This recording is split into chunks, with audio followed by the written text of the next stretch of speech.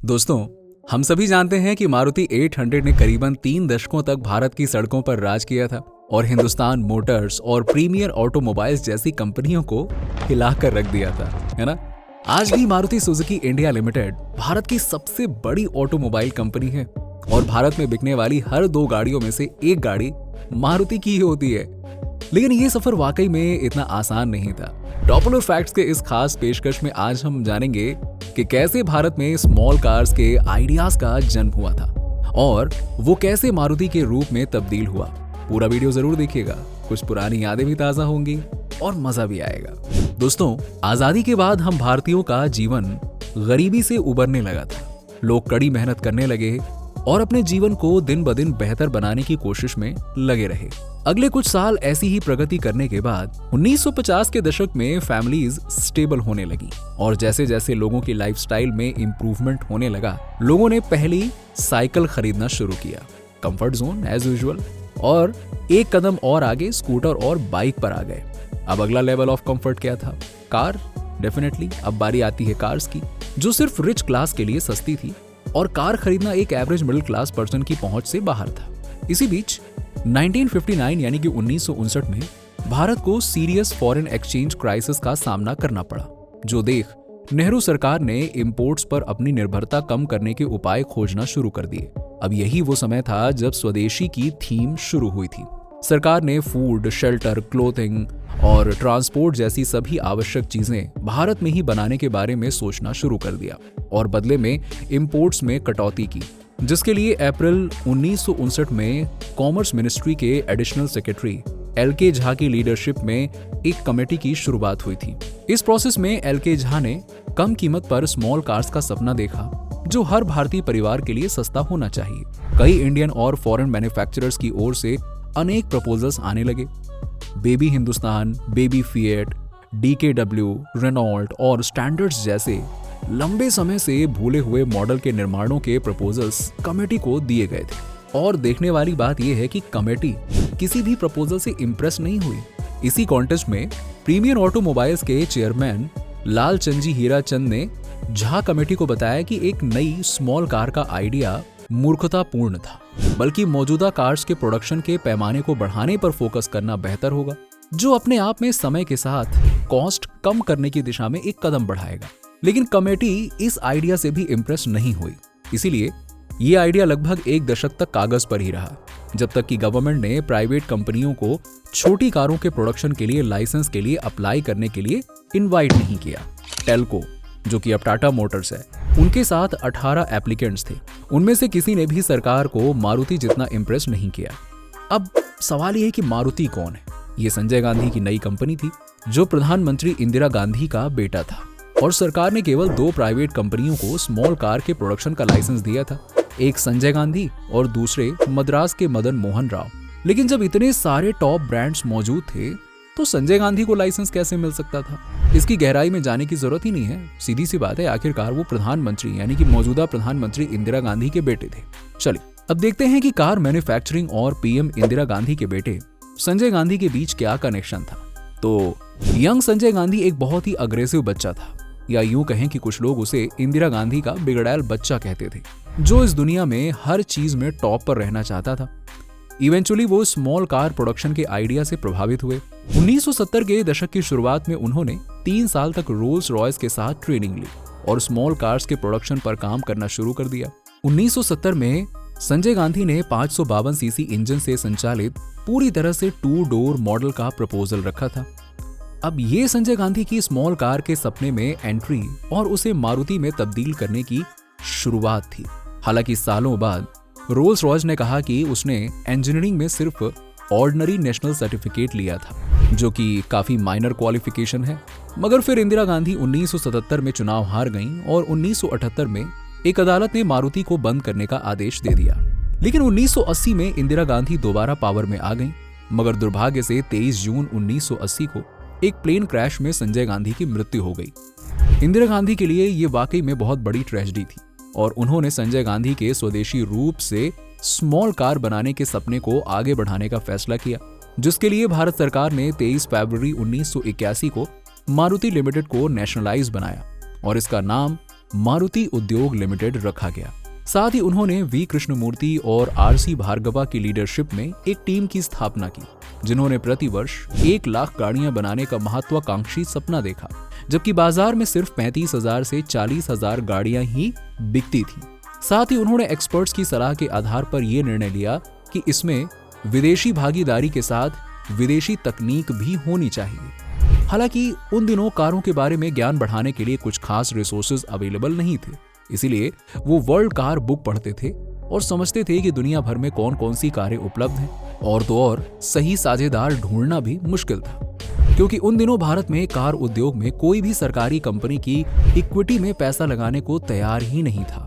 खैर, world car book से सरकार को ये तो पता चल गया कि जापानीज कंपनियों के पोर्टफोलियो में कई छोटी छोटी कार्स हैं, लेकिन उन्हें लेकर सभी के मन में एक आशंका थी, क्योंकि पिछली बार वो संजय गांधी की तरफ से आए हुए ऑफर को रिजेक्ट कर चुके थे। लेकिन इस बार भारत सरकार ने जब जापानीज कार मैन्युफैक्चरर्स को अप्रोच किया तो दाइहात्सु और मित्सुबिशी नामक जापानीज ऑटोमोबाइल मैन्युफैक्चरर्स ने इंडिया में आने में अपना इंटरेस्ट दिखाया। मगर तभी जापान की एक और कंपनी सुजुकी को अपने कॉम्पिटिटर दाइहात्सु की चाल के बारे में पता चला। उसे टक्कर देने के लिए सुजुकी ने भी भारत में इंटरेस्ट दिखाना शुरू किया। अब यहाँ गौर करने वाली बात यह है कि उस समय जब भारत सरकार मित्सुबिशी से मिली तो उनकी मीटिंग एक लंबी टेबल पर हुई, जहां कंपनी के प्रेसिडेंट तक मौजूद नहीं थे, और ये एटीट्यूड एनकरेजिंग नहीं था। जबकि सुजुकी से मीटिंग के दौरान कंपनी के प्रेसिडेंट और एक छोटी सी टीम ने इंडियन गवर्नमेंट को अच्छे से ग्रीट किया और अच्छे से बात की, यानी कि सभी चीजें सुजुकी के फेवर में थी। जैसे कि उनके पास छोटी कार्स थी, कंपनी के प्रेसिडेंट सुलभ थे और भारत के साथ जुड़ने के लिए इंटरेस्टेड थे। इसके अलावा उन्होंने हमें फाइनेंशियली भी काफी बेहतरीन ऑफर दिया था। इसी वजह से 2 अक्टूबर 1982 के दिन भारत सरकार ने जापानीज कंपनी सुजुकी के साथ एक जॉइंट वेंचर साइन किया, जिसके तहत ये डील हुई कि शुरुआत के 2 साल मारुति करीबन 40,000 गाड़ियां जापान से इंडिया में इंपोर्ट करके बेचेगी। लेकिन इस दौरान भारत सरकार अपने मेड इन इंडिया कार के सपने को नहीं भूली थी और इन्होंने अगले 5 सालों में अपनी कार्स में ग्लोबल कंटेंट को 93% कम करने का टारगेट बनाया। हालांकि दोस्तों, कहा जाता है कि उस वक्त मारुति के लिए हर काम एक चैलेंज था। कंपनी के पास ना कोई स्किल्ड मैन पावर था, ना ही फैक्ट्री, क्योंकि संजय गांधी द्वारा बनाया गया प्रीवियस यूनिट ढहने की कगार पर था। इसीलिए उन्होंने people, supply chain, system, rules and regulations और डीलरशिप नेटवर्क, ऐसी हर चीज उन्हें स्क्रैच से बनानी थी। लेकिन हमें ग्लोबल कंपनी सुजुकी का सपोर्ट था और उनकी मदद से हमने तेजी से आगे बढ़ना शुरू किया। मुझे लगता है कि मारुति को इस काम में तेजी से सफलता इसलिए मिल रही थी क्योंकि उनके पास स्थानीय अनुभव तो था ही, साथ ही उन्होंने सीखने के कान हमेशा खुले रखे थे। इसीलिए वो जल्दी से जल्दी जापानीज सिस्टम को इंडियन सिस्टम में तब्दील करने में कामयाब हुए और यही मारुति की सफलता के पीछे की कुंजी है। और आपको ये जानकर हैरानी होगी कि सिर्फ 1 साल में ही कंपनी के हरियाणा के गुड़गांव में अपनी पहली फैक्ट्री खुल गई और इसी फैक्ट्री में पहली कार बनाई गई थी और देश के इतिहास की सबसे लोकप्रिय गाड़ी मारुति 800, जिसे 14 दिसंबर 1983 में लॉन्च किया गया, वो भी सिर्फ 47,500 रुपए की कीमत में। इतनी किफायती होने की वजह से ये गाड़ी इंस्टेंट हिट बन गई और संजय गांधी का सपना पूरा हुआ। मारुति 800 खरीदने वाले सबसे पहले कस्टमर थे दिल्ली के रहने वाले हरपाल सिंह, जो इंडियन एयरलाइंस में काम किया करते थे। दोस्तों, यहाँ मारुति ने ऐसी प्लानिंग कर रखी थी कि कॉम्पिटिटर्स उन तक कभी भी पहुंच ही नहीं पाए। यहाँ तक कि 1987-88 में मारुति ने खुद कार एक्सपोर्ट करना शुरू कर दिया। हालांकि ये उनकी पार्टनर कंपनी सुजुकी और यहाँ तक कि चेयरपर्सन वी कृष्णमूर्ति की सलाह के विरुद्ध था, क्योंकि उनका मानना था कि कंपनी अभी एक्सपोर्ट के लिए तैयार नहीं है। लेकिन फिर भी कंपनी ने एक्सपोर्ट करना शुरू कर दिया, क्योंकि यही एकमात्र तरीका था जिससे हम परफॉर्मेंस स्टैंडर्ड मीट कर सकते थे। यस, इसके पीछे का आइडिया ये था कि गलतियां होने से कोई फर्क नहीं पड़ेगा, लेकिन उन गलतियों से हुई लर्निंग का इस्तेमाल डोमेस्टिक ऑपरेशंस में सुधार के लिए किया जाएगा। 90 के दशक की शुरुआत में मारुति पूरे देश में इस तरह से फैल गई थी कि ज्यादातर फॉरेन कंपनीज इंडियन मार्केट और कंज्यूमर्स को मारुति की तरह नहीं समझ पाती थी। उन विदेशी कंपनीज और मारुति के बीच में किफायती कीमत, कम maintenance cost, dealer reach, easy service और हाई रिसेल प्राइस जैसे कई डिफरेंसेस थे। इसीलिए ग्राहक मारुति की गाड़ी खरीदना ज्यादा पसंद करते थे। हालांकि असली कंपटीशन तो शुरू हुआ साल 1996 में, जब विदेशी कंपनी डाइवो ने अपनी छोटी कार मेटिस के साथ इंडियन मार्केट में अपने कदम रखे। हालांकि तब तक मारुति ने अपनी ऑर्गेनाइजेशन, नेटवर्क और इंफ्रास्ट्रक्चर को डेवलप कर लिया था। लेकिन डाइवो के आने के बाद कई विदेशी कंपनियों ने इंडियन मार्केट को ग्लोबल मार्केट की तरह ही ट्रीट किया और ये सोचते हुए भारत में कदम रखा कि ये देश भी छोटी कारों से बड़ी कारों की ओर बढ़ेगा, क्योंकि दुनिया में हर जगह यही हो रहा था। लेकिन यहाँ कॉम्पिटिटर्स की सबसे बड़ी दिक्कत ये थी कि वो जब भी इंडिया में आते तो पूरे देश में सेल्स शुरू कर देते, जिस वजह से ग्राहकों को डीलरशिप और वर्कशॉप्स तक पहुंचने में दिक्कत होती थी। और उनकी यही गलती आफ्टर सेल्स सर्विस की गुणवत्ता में गिरावट लाती थी। इतना ही नहीं, कस्टमर्स को गाड़ी खरीदने से लेकर सर्विस करवाने में भी परेशानी का सामना करना पड़ता था और मेंटेनेंस कॉस्ट भी ज्यादा थी। इसकी तुलना में मारुति अपनी स्थापना के लगभग 5 से 6 साल बाद ही पैन इंडिया सेल्स तक पहुंच पाई, जब हम हर साल 1 लाख से अधिक कारें बना रहे थे। इससे पहले हम हर जगह नहीं थे और मूल रूप से मुख्य शहरों तक ही सीमित थे। लेकिन जब मारुति 800 के ग्राहक अपनी कार शहर से बाहर ले जाने लगे तो उनकी सहूलियत के लिए कंपनी ने मारुति ऑथोराइज्ड सर्विस स्टेशन की शुरुआत की।